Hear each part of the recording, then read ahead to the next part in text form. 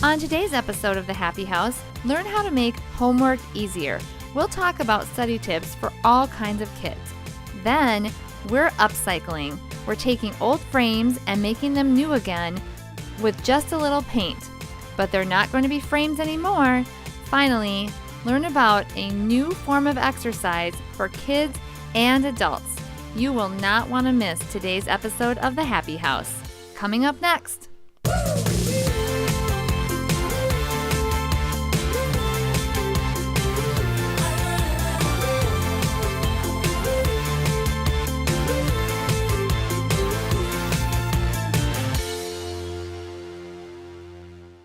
Well, school is back in session, which means homework is coming home, and we need to work with kids on their study skills on how to actually accomplish getting all of this homework done.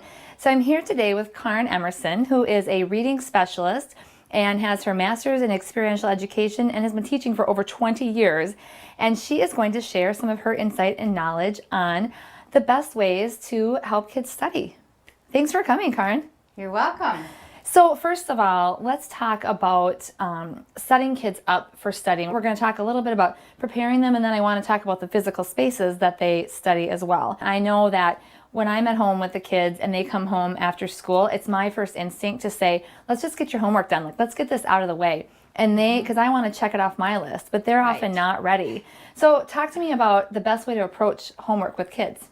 Well, the first thing you want to think about is what they need at the time. And often right when you get home from school, you just need a little bit of downtime. A lot of kids do. They just need a snack, some quiet time. But other kids, they need to get out and run around and be crazy people for a while in order to get to that place where they can be calm. But right after school is often not the best place for homework just because they are transitioning, and you need to make a space where they can go from school to home to a place where they're having fun and they're comfortable and they're unconditionally loved, and it's a different space than school, and not go straight into the schoolwork. And that can be 10 minutes, and that can be a half an hour, and that can be an hour. Depends on your overall schedule and depends on your kids. And how long it takes them to recharge, That's true. That's basically what you're maybe talking about. If something big happened at school, they may need to process that before they can start thinking about homework. And until that's taken care of, you're not going to be able to learn new things. And so then you set them up to learn under stress, in which case they're not going to learn anyway. That makes a lot of sense. So I always wonder also, how involved should I be with homework? Because my kids like me sitting right there with them. I feel like, how do I back away, and how does that independence grow so they're basically then checking in with me? Or is that not the right thing to do? What is the right approach? I think really homework is the kids' responsibility even when they're real young. And parents are there to help them. You're their savior. You're the one in their corner that's always going to be on their side. But what that means is they come home and they say, Mom, my teacher makes me read for 20 minutes every day, and I'm supposed to mark it down, and I'm supposed to pay attention to the clock, and I hate that. My goal would be for kids to ask you for help. Mom, here's my spelling words. What can be our plan? So you're not forcing them to do spelling. Right. You're helping them with their plan. Okay.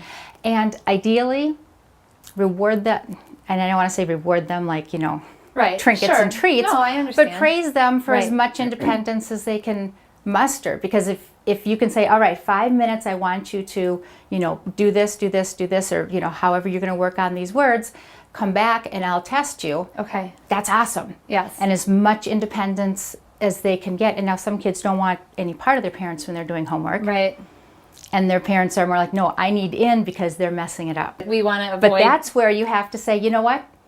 I'm going to trust you to do your homework. If you're failing in school, if your teacher says, oh, no, that's not right, then we need to come up with another plan. Okay. But your first instinct really needs to trust your child to do it. And if they fail on a homework assignment now, that's okay. It's a safe time to fail. A lot of times homework is not a joyful thing. I mean, it can be a struggle between parents and kiddos. So any tips on that? A lot of times parents have to realize that a teacher has 26, 30 kids in a classroom. When they give homework, they're giving the same thing to all kids. Now, in real life, all kids shouldn't have the same homework. Okay. And I say that as a teacher who gives the same homework to all kids, because that's the reality of teaching. Okay. But as a parent, you can say, all right, so you have to read for 20 minutes a day. And I know reading gives you headaches right now, and reading, this and that. Okay, so here's what we're going to do. How about if I read for 10 and you read for 10, and it'll be 20 total. Okay. Because as a teacher, I'd much rather a kid read a quality 10 minutes than 20 minutes not really doing anything, Sure. which is what happens when you force a kid to sit down and read for 20 minutes. Talk to me a little bit about study spaces and where they should be. We're actually in a bedroom right now, and we've got a space set up here. And talk to me about who this would work really well for. So this is going to work really well for, especially if you talk about introverts, extroverts. Introverts, they recharge by being on their own. Yes. They love people, but they get exhausted. So they need to be alone in their bedroom, shut the door, and be by themselves Okay. sometimes. And studying's a great time to do that. And I love that all of the materials are right there. That's Okay. really key. And I like that there is good lighting. That's really key. And it's pleasant to look at, and it's organized. There's places for everything. And so, and there's resource materials right there. I like all those things about this study space. But if they don't sit at the desk, that's okay. Okay. I don't think my youngest has ever sat at a desk. I let her do it. It succeeded, so okay. How about a public study space, or like the dining room table or something like that? What's the best way to set that up, and who works best down there? And that's going to be, for example, my oldest daughter. She needs to be with me. Even when she was silently reading on her own, I could be reading my own thing, but I had to be reading next to her. Okay.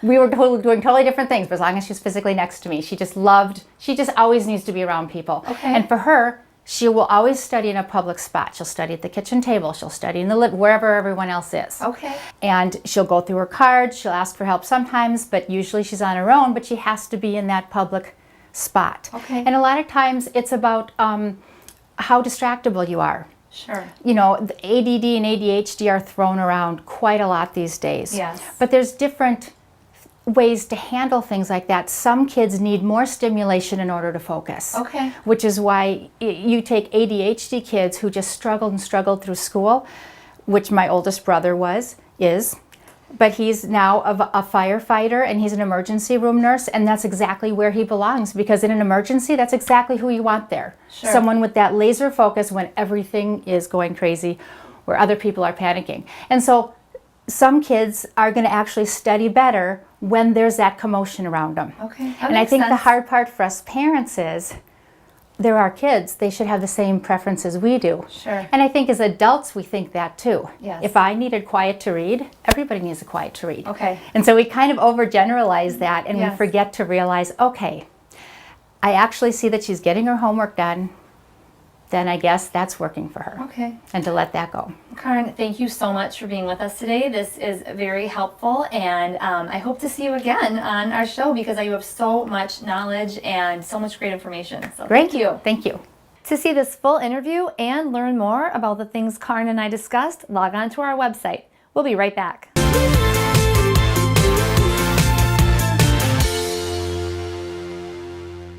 I'm at Mama's Happy today, one of my very favorite upcycled shops, and I'm with Amanda Fissick, the owner of Mama's Happy. I know what upcycling means. I mean, but it's kind of a newer term. What does it mean to you? Upcycling is more about taking something as it is and making it into something new. It's really not only responsible, but resourceful and economical. It really is, and especially in today's economy, it is a wonderful way to take things that people are getting rid of and give them a new life. It's also a great way when you're looking at furnishing your home to be able to use things that aren't made from scratch, that they're old. Well, today we are going to do some Yes. projects with repurposing some frames, I Yes, think, right? we are. And then we're going to use chalk paint. So chalk paint, I just recently learned about chalk paint. It actually has changed my life. I love it. So I'm glad you're not alone in that. what is chalk paint specifically? So the name chalk paint came from just the chalky finish that it has. The beauty of it is you don't have to do any sanding or priming or preparation before you paint. With other paints, you would always have to do that. Okay. So it makes the project itself so much easier. You get to skip over all the difficult, not fun parts. Right. So that's what we love about it. Okay. And the chalky finish gives a very predictable, old world look to it. Is it hard to apply? It is not at all hard to apply. Good, because You'll be just fine. Okay. All right. So we have got some frames or Yes. some pieces of art here. These are just some samples of things you might find at garage sales. This would be the kind of thing people would pass over at a garage sale because they don't like the picture.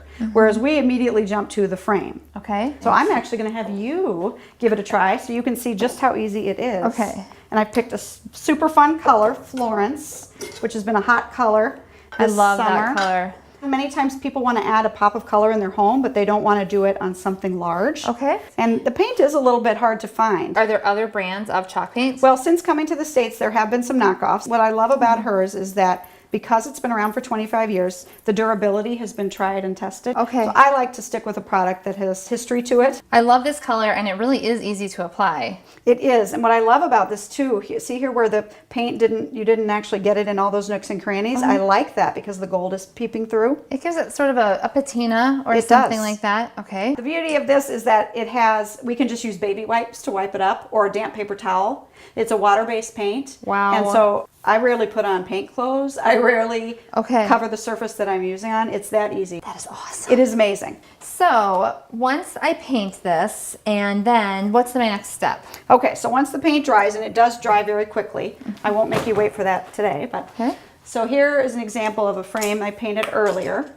that has been painted, but we are going to apply the wax to it. Now what the wax will do is actually seals the paint in. And this does feel chalky. You're right. Yes. So the wax will protect it. It's like the equivalent of putting polyurethane over, but so much easier to work with. Okay. Now this is Annie Sloan's wax brush. Okay. You would not need to buy that. You can put it on with a clean cloth. Now, we talked earlier about the paint not getting into the crevices and how it looks, and that's what's happened here. Exactly. But what about the wax? Do I have to be really careful to try to get that in every little nook and cranny? On something like a picture frame, no, because this isn't going to be handled and used the way maybe a table would. If you're doing a piece of furniture like your dining room table, your kitchen cabinets, there you'd want to make sure that you get it fully covered. So now you can feel where there was no wax on, it feels a little chalky. Then you can feel where you've put the wax on and it feels in some ways a little greasy. Yep. So then I would just come with a clean cloth and just give it a couple of wipes. And so you can feel the difference once you've gotten that excess wax off. So the paint is actually absorbing the wax. And then whatever is feeling sticky or tacky to you, that's what's sitting on top and needs to be wiped off. So now, once this is finished, I've got something I can obviously use as a frame if I want to. What else? I know you've got some things up your sleeve. So we have all kind of ideas. Just take some rope, and you can see on the back of the frame where we've just screwed it in. Yeah. So then you can see where we've just added some small clothespins, and you could use this to hold pictures, you could use it to hold notes. I like the spaciness of it too, how it's not like a cork board behind or something. All right, perfect. I love this idea. Another easy idea is chicken wire. And again, we love, as you mentioned, being able to see what's behind here. So you can see on the back, we'll flip that around, and you can buy chicken wire at any, Fleet Farm, any of those types of stores, and then we just used a staple gun. Is it pretty reasonable, chicken wire? Yes, it's very reasonable, Okay. especially at a place like Fleet Farm. Well, thank you so much for talking with me. Yes. These are such great ideas, and I can't wait to get home and get started with my painting. So, to learn more about the projects we've done today and more about Mama's Happy, visit our website.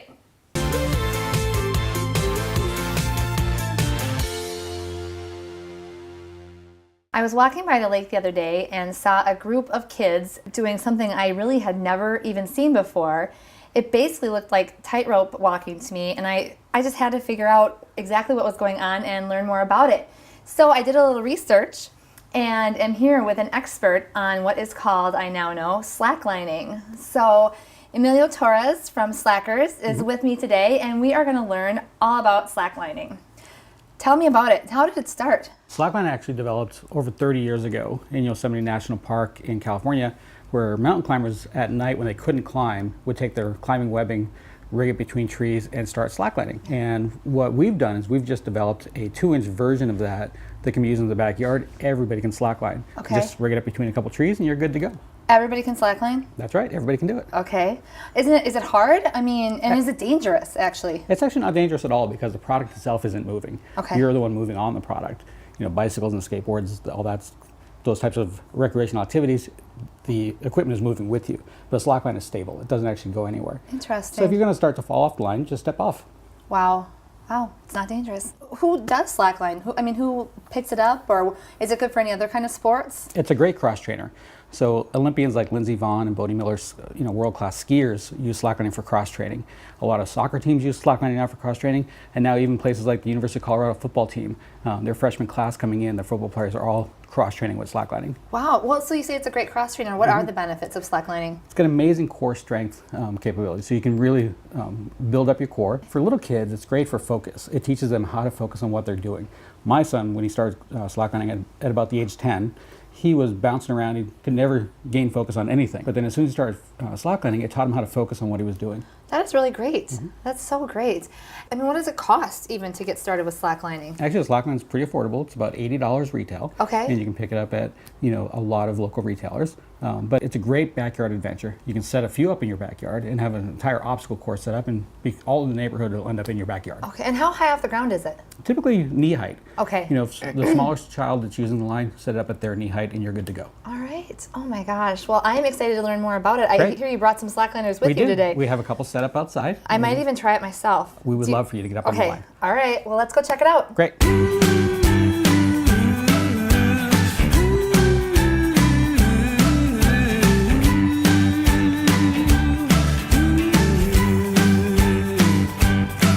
All right, we're out here today, Emilio. We've got Chandler, who's never slacklined before, Duncan, who's done a little bit of it, and Abby, who is actually a tightrope walker, and then, of course, Joey, who is a professional slackliner, basically. I would actually start, except for I don't know if I can do it first. I want to see these guys go first. So maybe tell Chandler exactly what he should do to learn how to slackline. Chandler, if we can bring you over here to the slack rack, we can have you try to slackline. All right, let's check this out. And what you want to do is you want to keep your feet straight on the line, and you keep your hands above your head. You can keep your shoes on, and keep your hands above your head, and then look down at the end of the line.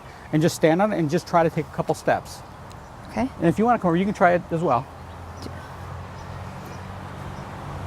Oh, Chandler. Here you go. And this is what happens when kids start trying it. They just keep going over and over until they get it. Until they get it? How is it, Chandler? You gonna try it again after Duncan's done? Yep. Okay. And what's great about slacklining is once kids start, they get addicted to it, and they just keep trying it and trying it. Okay. And then over here we have a bigger line with Okay. a teaching line above head. All right, let's check that out. So you put this, when you say teaching line, you've got this up so that I can actually, or somebody, not me, Right. but they could hold on. The teaching line is basically a secondary line that goes overhead, so that if you're on the line, you start to lose balance, you just touch it. You don't really grab on it or Okay. hang on it. You just touch it Tap. to regain that balance. Okay, all right. Who should we try on this line? Want to try it out? You want to try it, Duncan?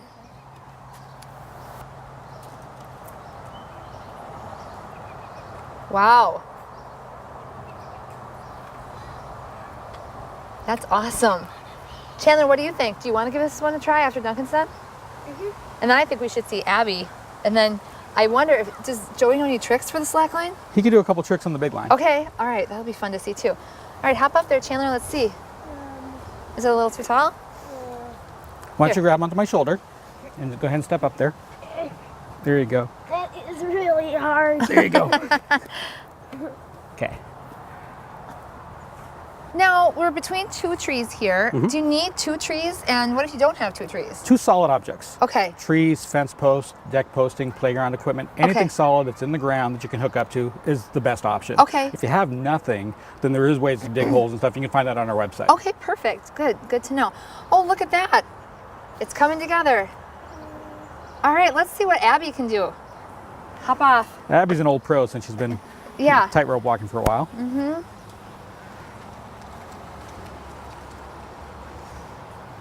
And you can see what Abby's doing. She's got a really good position on the line. Her hands are way above her head. Okay. And that line is up there in case she starts to lose balance. You can just touch the line.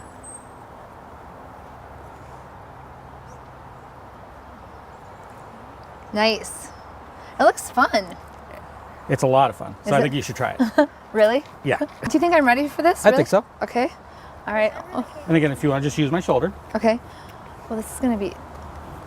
Oh. And again, so that line's up there just like that, yeah. So if you feel, just start walking. Holy smokes. This is very hard. There you go. All right. It does take time, just like anything else. You know, the first time you got on a bicycle, you didn't know how to ride it. Right. So you had to learn how to ride it. Yeah. Slacklining is the same thing. Yeah, that's fun. I would do that again. I think I should get one of these for my house. It's a great core workout. Yeah. It's a lot of fun. Once you start doing it, like I said, it's got an addictive quality to it. You have to keep doing it until you're good at it. Okay. I want to see some tricks. I want to see what Well, somebody we'll go can over do. and see what Joey can do on All the right. line. Perfect. Joy, I want to see how this is done. I heard you have a couple tricks you can pull out for us. I do. Oh my gosh, I can't wait to see this. So what Joey does in slacklining, there are all different types of elements of the sport of slacklining. Okay. Joey does a lot of static poses, which is kind of like yoga on a Oh, slackline. sure. Which is a great fitness concept. But what he's doing here is just a butt bounce to feet to get up to his Wow. feet. And then he can start walking. And then typically what he'll do is he'll go into a static pose. And this looks somewhat easy, but it's extremely difficult. That actually doesn't look easy to me at all. Even just standing on there with one foot to gain your Yeah. balance is pretty hard to do. But Joey's been slacklining for about 3 years now. Okay. We've had a line set up in our backyard that whole time, and he keeps learning new Okay. tricks and he keeps developing the sport. This is so interesting. Thank you so much for coming and Thanks for seeing having us us. today. I'm gonna be able to do that in like a week, I think. We're going to come back and see it. If you want to learn more about slacklining or where to actually buy a slackline, visit our website. And we know some of you out there must already be slackliners. Take a picture and send it to us. We want to see what you can do.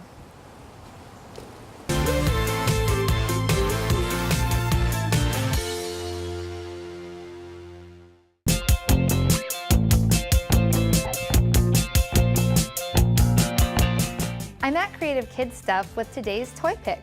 Today's toy pick is all about toddlers. I've got two really great toys with me today. One will help children learn to explore science and also is great for imaginative play. The other teaches them about moods and colors and is also great for memory. Let's start with my first microscope. This is a wooden toy that allows kids to start experimenting with science. There are 3 different lenses. One is a red view lens that they can put on top. The other is a magnifier. And then we've got this fun like Bugs View lens that will allow them, that kind of pixelates everything that's under the microscope. It comes with 3 different discs that can be interchanged, and each disc has a graphic image and a nature image on the other side. So there's 6 different things for kids to look at. Not only will this start them thinking about science, but it's great for pretend play. So this toy has a lot of play value because it serves 2 purposes. Next is my Mood Memo, which is an open-ended game that can be played in a variety of different ways. It can function as a traditional memory game where you turn the discs upside down and mix them up at the table and players take turns trying to find matches. It can also be used for color matching. You can take the disc and find the color on the wheel that it matches.